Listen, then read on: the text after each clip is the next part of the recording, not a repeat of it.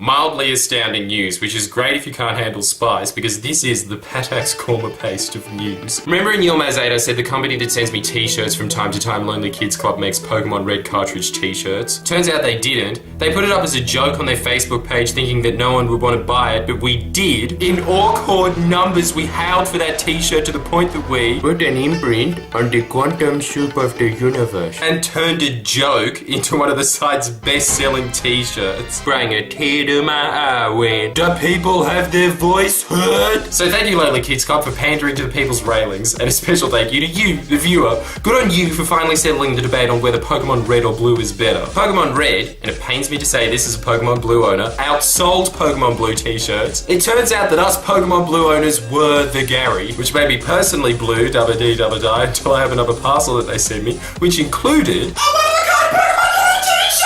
it fits like a dream. You hear that? One of a kind. I own the absolute undeniable best of the three that wasn't even up for debate at school. I remember once bringing it up and this kid called Charlie said, "Yeah, okay, we've already established that. Now onto the real debate at hand. The one that is about real primary colours, blue and red.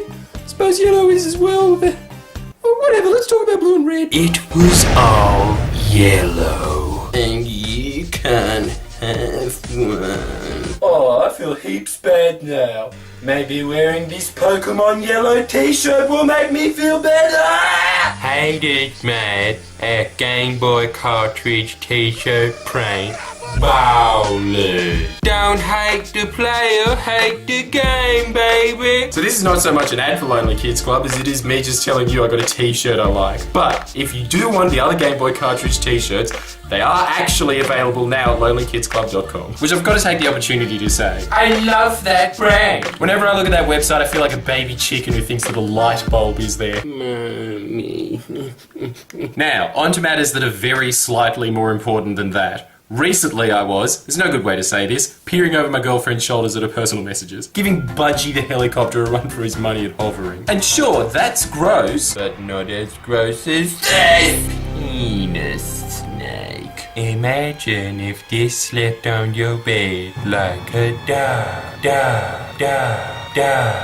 pet me.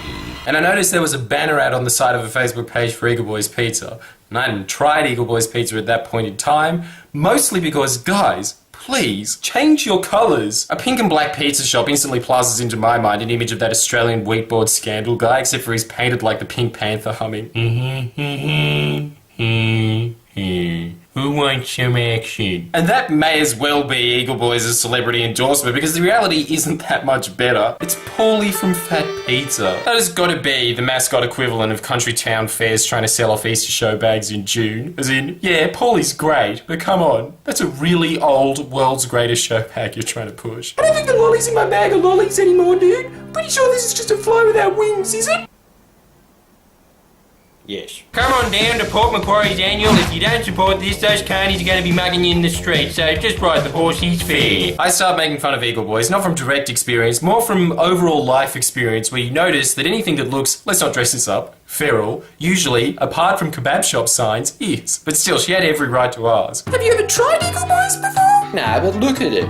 It's shit. Boy, was I about to get a mouthful. Keep in mind my girlfriend is, to say easygoing is an understatement, she's never once lost it at me. In the 2 years I've dated her, she's never gotten angry at me, even in the slightest, and she's had fully justified reasons to do so in the past.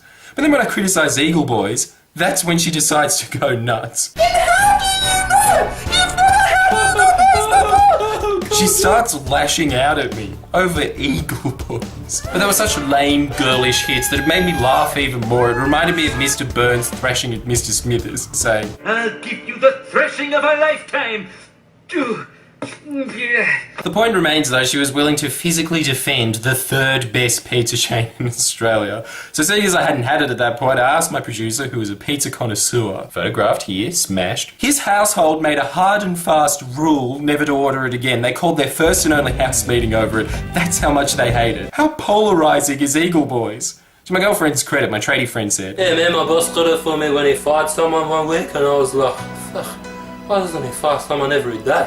Eagle Boys is awesome." But it was such an odd reaction. Once she was in that mode of defending Eagle Boys, it was like talking to a Pakistani kid that's been at a Taliban school for 15 years. It was impossible for her to listen to reason. Stop that Eagle Boys! like this bird mascot was of religious significance to her. Imagine if that bird was your Pope. And I want you to seriously imagine that for a second because I want to know. Who's your why bother Pope, huh? I bet everyone has a why bother Pope, something they know isn't worth defending but is still willing to put their life down for it. You know what mine is? Hilary Duff. I remember savagely fighting a friend in PE because he said, "Oh, mate, you can tell that Hilary Duff has some pretty good titties, eh? Hey! That's my symbol of spiritual and moral guidance! I'll kill you!" Let the rain fall down. And even though I fought with all the passion of a religious zealot, I still lost the fight. I guess the notion that my personal why bother Pope has mad titties stands. Unless I go to his house and say, "Remember me?" Yeah, I remember you. You're the guy I hung out with last Friday and for the past decade. Let the rain fall down. Round 2. It's too late for Hillary and I don't want to see history repeated, which is why I want you to tell us who your personal why bother Pope is and why, and the best reason / why bother Pope, assuming it gets King Hornfline's approval of course, will forever be put in the Friendly Geordies Facebook Hall of Fame. As a bone in your mouth, with your head put on a Pitbull Terrier's body on a meme with the words "more Pitbull than Pitbull" over the top of it, the second Pitbull referring to entertainer / world's most undeserving man to be admired, Armando Christian Perez, and from that point on, whatever's put in that pengal's mouth is sacrosanct. If you find anyone anywhere violating the name of whatever's on the face of that bone,